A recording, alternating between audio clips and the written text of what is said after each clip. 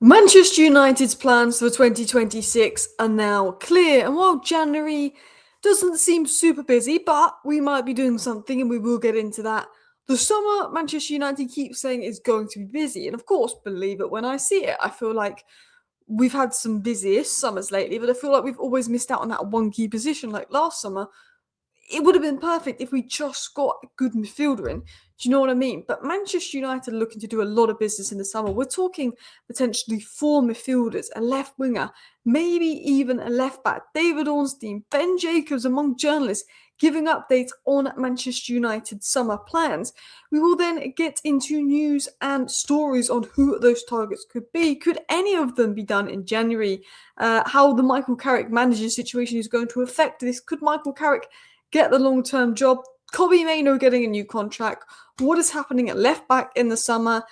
And more. So, hello, and welcome back to Alice Talks Football. And welcome back to your 10-minute Manchester United news, transfer news, update roundup show, where I'm going to round up all the latest Manchester United news and everything you need to know in 10 minutes. If you do enjoy today's video, feel free to hit that like button. You're welcome to subscribe if you're new and want to stay up to date on all the latest Manchester United news, as I do daily 10-minute videos. Tomorrow I will be live in the afternoon for any updates that come in tomorrow. Let's dive into it. So, obviously, Kobbie Mainoo is yet to sign a new deal at Manchester United. Talks stalled last year, and that is because he's not really playing under Ruben Amorim. So, it's pretty obvious he wasn't going to sign a new deal. Man United even looked at selling Kobbie Mainoo for just 40 million in the summer, apparently, because he was not really in Ruben Amorim's plans, which is crazy when you think 40 million. We could have gone way more for him. And look, I think Kobbie is a fantastic player. I think Kobbie is a big part of Man United's future. And I think getting Kobbie Mainoo down on a new contract is really, really important, especially now we're playing the midfield three. I thought it was excellent versus Man City. And I was totally against the idea of Man United selling Mainoo, especially when we're hearing stuff like £40 million. It's now come out that United are ready to open talks with Mainoo over a new contract. There has been initial discussion with with Mainoo's reps, with a plan to sit down and discuss details of a new and improved contract. I think Kobbie is more likely to put pen to paper now Amorim is gone. There was a report that came out last year that Kobbie wanted 200 grand a week, and that's why it didn't happen. Now, more reliable journalists have said that Kobbie has not asked for 200 grand a week. He's not asked for that much.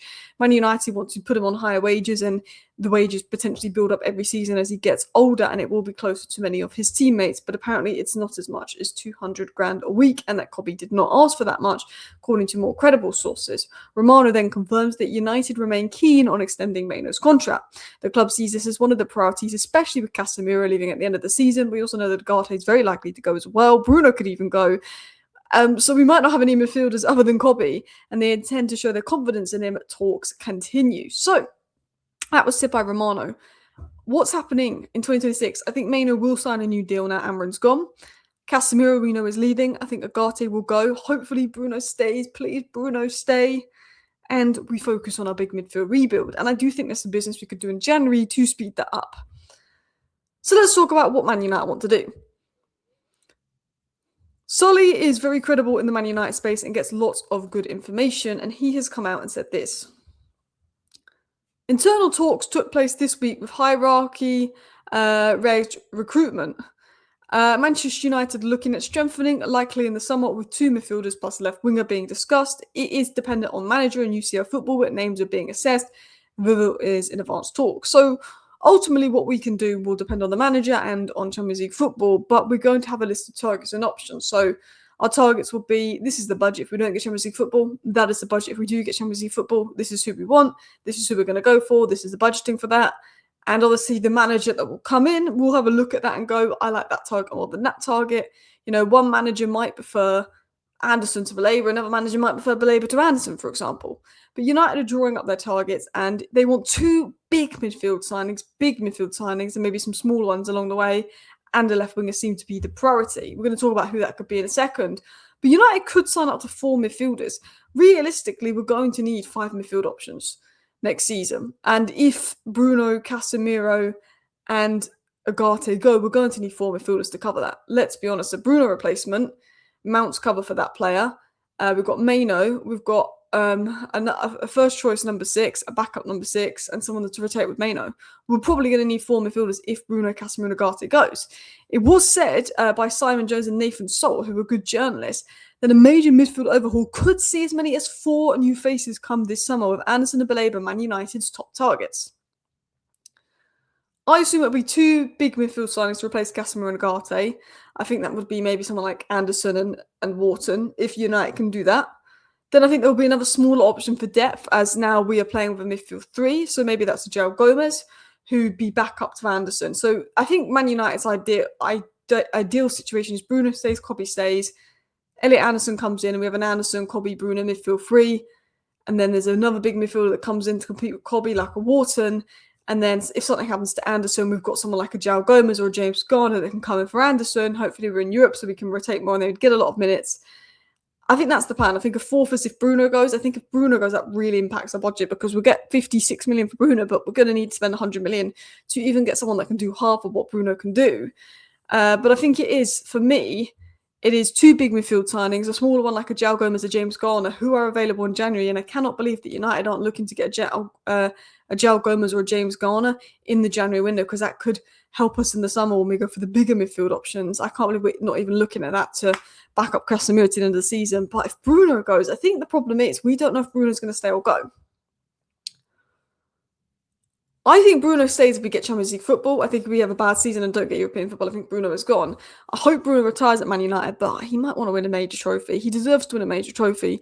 I think a 4th could be if Bruno goes. So our 2 main midfield options are, obviously, we want 2 of Baleba, Anderson, Wharton. Baleba, Anderson, Wharton are top targets, but we like Conan, we like Stiller. They've been strongly linked. They're probably 5 big midfield names. United want 2 of them. Options for the 3rd option is Joel Gomez, James Garner. I think we need that 3rd option for depth. We've been linked to Metro a bit more recently as well, so you could throw his name in. In terms of Bruno Fernandes replacements, I don't think we sign them, but Palmer, obviously, Morgan Rogers, and even Bruno Guimaraes has a bit of creativity. He's a bit deeper. I think they're probably the names that we'd maybe consider as a Bruno Fernandes replacement, but I don't think we get those names. But fingers crossed, Bruno stays. Wingers. So we want a left wing, as Sully mentioned. We've looked at Njai in the past. He's proven he's more a central player that can play on the left, that can play on the right. Played more on the right this season. Yan Diamonde, obviously playing with Ahmad Afcon in the Ivory Coast. There's a lack of left wingers. There's a lack of exciting wingers in football right now. And Yan Diamonde is one of the most exciting young talents. So there's a lot of people looking at him. A lot of competition. It's going to be a hefty price. I like Yan Diamonde, but he's someone that if he comes in, he's not ready-made. He's not fully proven. He's like a Dorgu. He's like a Garnacho. He's a development player. And as we've seen with this fan base, we don't have the patience for that. And as well, I think if Man United were unbelievable, you can have the patience for development players.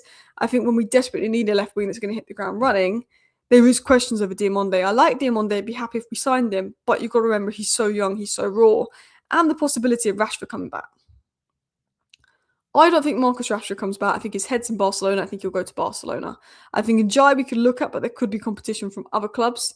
I think Yan Diamonde we will look at. I think it will depend on the price. I like all of these options. I'm happy with all of these options. Yan Diamonde has the highest ceiling. I just kind of like the idea of someone coming in and being proven now. You've seen the impact of Cunha. You've seen the impact of Mbumo. And that's why I quite like Njai. I'm not against Rashford returning, but I think Rashford's head isn't at Man United anymore. So we don't really want a player that's head maybe doesn't want to be here. Please just keep him at all costs. Please, INEOS, just keep him at all costs. If Bruno leaves in the summer, I am scared for the next manager. I can't lie. If Bruno leaves in the summer, I am scared. It was said by Ben Jacobs, I think it's going to be a serious summer for Man United. And David Ornstein said, oh, I don't know what's happened there. My thing's come unplugged.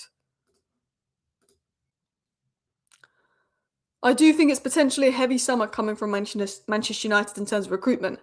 Fingers crossed, we get Champions League football. We have a nice amount of money to spend. Bruno Fernandes stays. We revamp the midfield. We get a left winger in. But I've got a question for you guys about left back.